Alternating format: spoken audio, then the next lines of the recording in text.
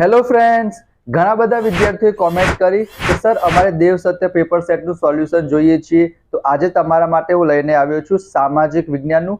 આપણને ખબર છે વિભાગ એમાં 24 માર્ક્સના હેતુલક્ષી પૂછાશે, જે તમારા માટે ખૂબ જ ઇમ્પોર્ટન્ટ છે. વિદ્યાર્થી મિત્રો, તમે સ્ક્રીન ઉપર જોઈ શકો છો, તમને પ્લેલિસ્ટ મળી જશે ગણિતની, વિજ્ઞાનની, અંગ્રેજીની. જો પ્રથમ વખત જોઈ રહ્યા હોય તો ચેનલને સબસ્ક્રાઇબ કરી દેજો. તો સૌથી પહેલા વિદ્યાર્થી મિત્રો, આજે આપણે 9મું પ્રશ્નપત્ર એનો વિભાગ એ જોવાના છીએ.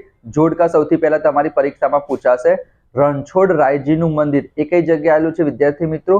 ખેડા જિલ્લામાં. એના પછી અકીકામ માટે ખંભાત જાણીતું છે. અને સહસ્ત્રલિંગ તળાવ કઈ જગ્યાએ આવેલું છે વિદ્યાર્થી મિત્રો? પાટણમાં આવેલું છે.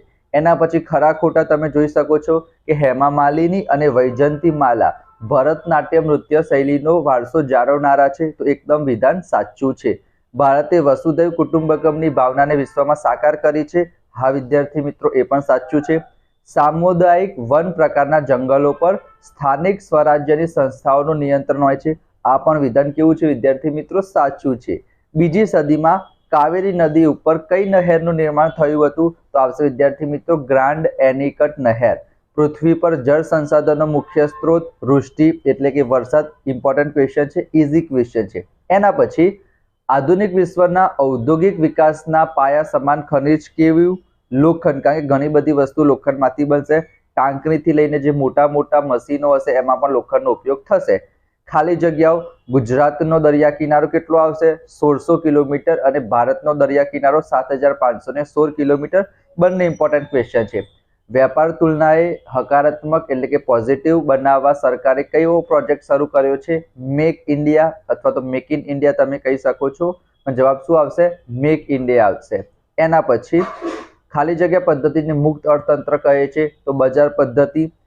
જવાબ આવશે સમાજવાદી પદ્ધતિ. બજાર પદ્ધતિના લાભ ગેરલાભ એનો તફાવત તમે પરીક્ષામાં કરી દેજો. એના પછી વિશ્વ પર્યાવરણ દિન ક્યારે આપણે ઉજવીશું? 5 જૂન.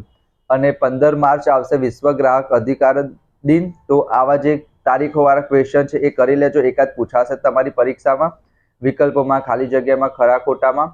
અને જોડકા પણ પૂછાય છે. આ લોગો કયો છે વિદ્યાર્થી મિત્રો? મહિલા દેખાય જ છે અને કોલ કરે છે, તમને દેખાય જ છે. તો જવાબ શું આવશે? 181 અભયમ.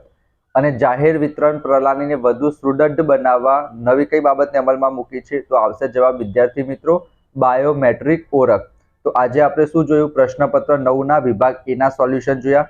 એ જ પ્રમાણે આપણે વિભાગ એ પણ જોઈશું અને બીજા બધા પ્રશ્નપત્ર પણ જોઈશું. તમે પ્લેલિસ્ટ જોઈ શકો છો સ્ક્રીન ઉપર. તો ફટાફટ બીજા વિડીયો જુઓ અને ચેનલને સબસ્ક્રાઇબ કરી દેજો, નોટિફિકેશન ઓન કરજો. હું તમને મોસ્ટ ઇમ્પોર્ટન્ટ ક્વેશ્ચન પણ આપીશ. એની સાથે સાથે તમારી શેના ડાઉટ છે કોમેન્ટ બોક્સમાં જણાવજો, એ પણ આપણે સોલ્વ કરીશું. તો મળીશું આપણે નેક્સ્ટ વિડીયોમાં. ત્યાં સુધી જય હિન્દ, જય Bharat. Thank you so much.